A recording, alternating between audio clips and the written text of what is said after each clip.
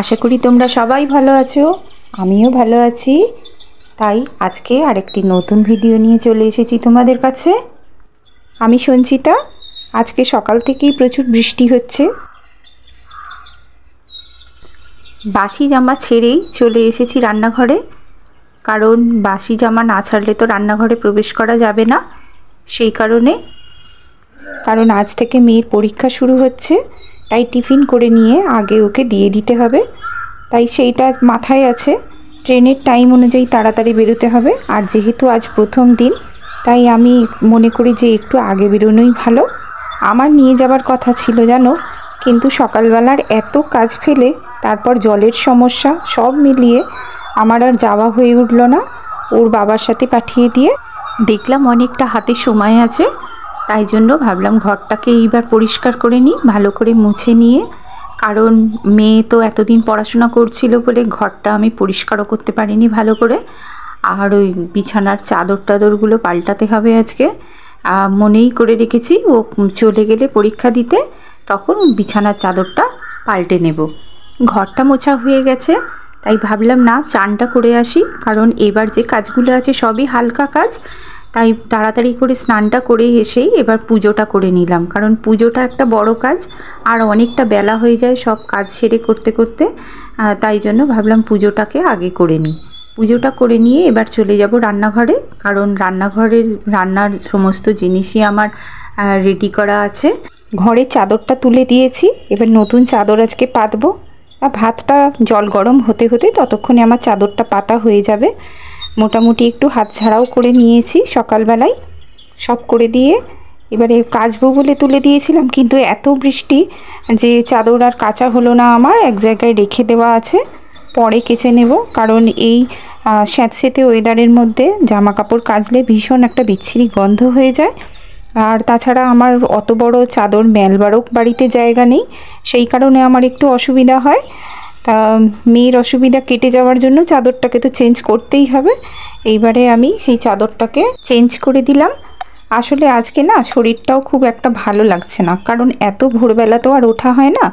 মেয়ের পরীক্ষার জন্য প্রতিদিনই 4টের সময় অ্যালার্ম দিয়ে রাখছে, যথারীতি আজকেও অ্যালার্ম বেজেছে। আর আমার মাথায় ছিল তাড়াতাড়ি উঠে ওর খাবার করে দিতে হবে, ওর সঙ্গে আমাকে উঠে পড়তে হয়েছে। এখন ভীষণই ঘুম পাচ্ছে, কিন্তু উপায় নেই, কাজগুলো তো শেষ করতে হবে, না হলে তো আর রক্ষা নেই। কিন্তু জানো তো খুব একটা ভালো করে আজকে আমি করতে পারিনি, কারণ শরীরটা একদমই ভালো লাগছে না। কারণ কদিন ধরেই ও আর্লি মর্নিং উঠছে আর অ্যালার্মটা বাজছে, ওর সঙ্গে আমাকেও উঠতে হচ্ছে, আর অনেক রাত করে পড়ছে, ঘুমটাও দেরি করে হচ্ছে, সেই কারণে আমার আর উঠতে ইচ্ছা হচ্ছে না। যাই হোক, শরীরটা এখন ভালো লাগছে না, ভীষণই ঘুম পাচ্ছে। এখন 1 সপ্তাহ ধরে এই রুটিনই চলবে।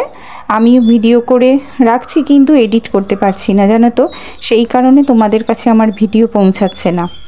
আমার বাড়িতে 3টে ফোন, 3 জনের, কিন্তু আমরা ঘরে ফোন রাখি না জানো, কারণ 2টো অফ থাকে আর একটা অন করা থাকে। কিন্তু ঘর থেকে বাইরে রেখে দিই, ঘরে রাখি না, কারণ ঘরে রাখলে দেখেছি ভীষণ মাথার যন্ত্রণা হয়, আর এর যে রেডিয়েশনটা আছে সেটা শরীরে এসে এফেক্ট করে। আর সেই কারণেই দূরে রাখা, কিন্তু অফ করি না একটা ফোন।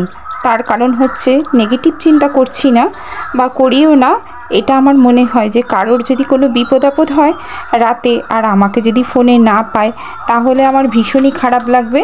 কারণ আমার এই অভিজ্ঞতা আছে জানো তো, আমার শ্বশুরমশাই হঠাৎই একদিন রাত্রে অসুস্থ হয়ে পড়ে, আর তখন ফোন করে না কাউকে পারছিলাম না।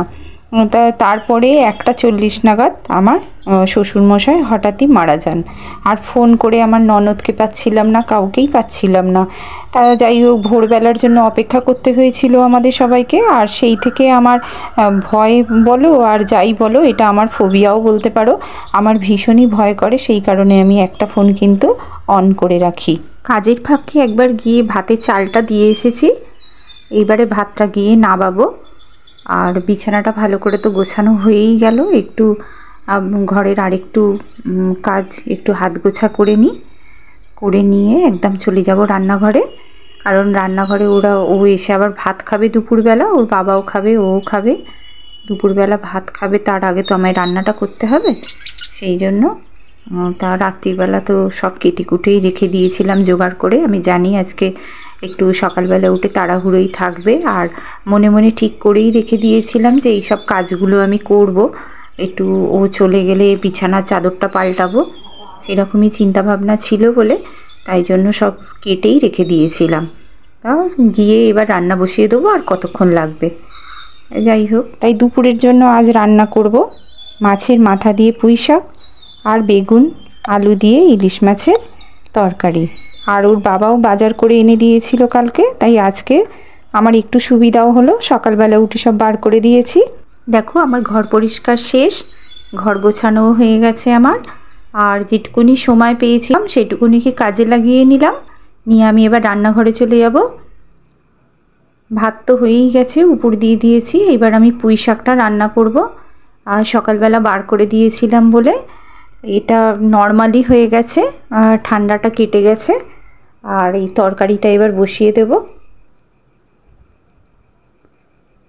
আমি জানো তো একটা কাজ করতে করতে আর একটা কাজ করতে পারি, আমার এটা ছোটোবেলা থেকেই অভ্যাস। কারণ ধরো কোনো একটা তরকারি হচ্ছে বা মাছ ভাজছি, সেটা তো অনেকটাই সময় লাগে মাছটা ভাজতে। মাঝে মাঝে উল্টে দিয়ে আমি তার ফাঁকে ফাঁকে একটা একটা করে কিন্তু কাজ করি, এটা ছোটোবেলারই অভ্যেস। আমি যখন মায়ের কাছে ছিলাম তখনও আমি এইভাবেই করতাম। ধরো একটা তরকারিকে আমি বসিয়ে দিয়েছি, দিয়ে সেটা হোক, ঢাকা দিয়ে আমি নয় বিছানা চাদর পাল্টে নিতাম, নয় আলনাটা গুছিয়ে নিতাম। এইভাবে আমার একটা অভ্যাস ছিল, জানো তো, সেই অভ্যাসটা আমার এখনও আছে। তো এইখানে এসে যেহেতু আমি একা, আমার হাতে করার কেউ ছিল না, আর আমার শ্বশুর শাশুড়ি ছিলেন, তারা বয়স্কাই ছিলেন, সেই কারণে আমাকেই সব করতে হতো, রান্নার ফাঁকে ফাঁকে সব কাজ করতে হতো। তা আমি এখানে এসেও সেই অভ্যাসটাই আমার রয়ে গেছে এখনও পর্যন্ত।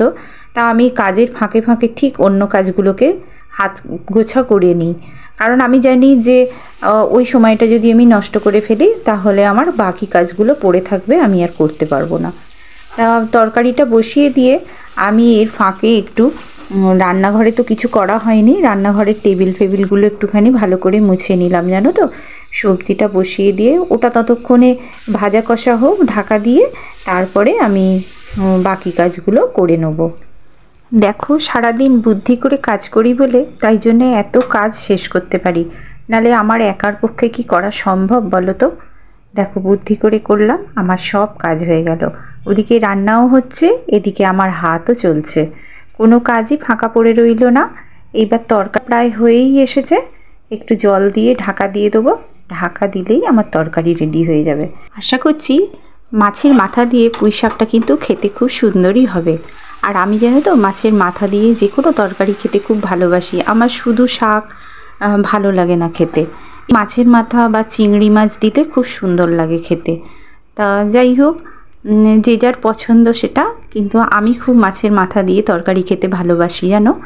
তো এতক্ষণ আমার সঙ্গে যে সমস্ত বন্ধুরা আমার এই ভিডিওটা দেখছো, তারা অবশ্যই আমাকে জানাবে যে আমার ভিডিও তোমাদের কেমন লাগছে, এবং ভালো লাগলে একটা লাইক ও সাবস্ক্রাইব করে দিও। আর তরকারি দেখো আমার প্রায় শেষ, বেগুন আলু কাঁচা লঙ্কা কেটে নিয়েছি, ইলিশ মাছটাও ভাজা হয়ে গেছে। ইলিশ মাছে জানো তো অনেক তেল বেরিয়েছিল, ইলিশ মাছটা খুব ভালো ছিল, তাই জন্য সেই তেলের মধ্যেই কাঁচা লঙ্কা কালো জিরে ফোড়ন দিয়ে আলুটাকে ভালো করে ভেজে নিলাম, নিয়ে আর তার মধ্যে আমি এবার বেগুনটা দিয়ে দেব। বেগুনটা দিয়ে আমি ওতে কি করব, ভালো করে ভেজে নেবো আগে, ভেজে নিয়ে তাতে নুন হলুদ আর একটুখানি অল্প করে কিন্তু গুঁড়ো লঙ্কা দেবো, কারণ কাঁচা লঙ্কা যেহেতু দিয়েছি।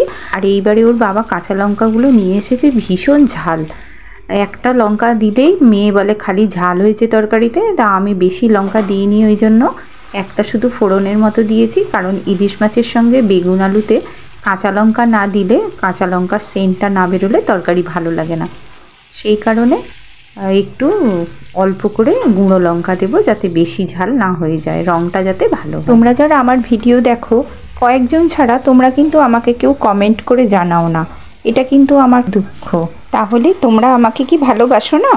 আচ্ছা ঠিক আছে, আমি কিন্তু তোমাদের ভালোবাসি, তোমরা যারা আমার ভিডিও দেখো আমি কিন্তু তোমাদের সবাইকে ভালোবাসি।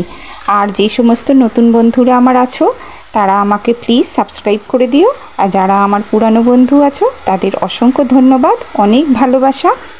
কিন্তু জানো তো এখন আমার অনেক কাজ বাকি আছে, এখনও বাসন মাজতে হবে, রান্নাঘর মুছতে হবে, অনেক কাজ। ভাবছি যেন এখন বাসন মাজবো না, একদমই বিকেলবেলা মাজবো, যখন জল আসবে তখন একসঙ্গে বাসন মেজে নেবো। আর রান্না সব রেডি, দুপুরে ওরা এলে খালি বেড়ে দেবো। তো চলো আজ এইটুকুই। নতুন বন্ধুরা সাবস্ক্রাইব করো কিন্তু অবশ্যই, আর সবাই আমার ভালোবাসা নিও, আর কমেন্ট করে অবশ্যই জানিও আমার ভিডিওটা তোমাদের কেমন লাগলো। সবাই ভালো থেকো, সুস্থ থেকো, দেখা হচ্ছে পরের ভিডিওয়ে। টাটা।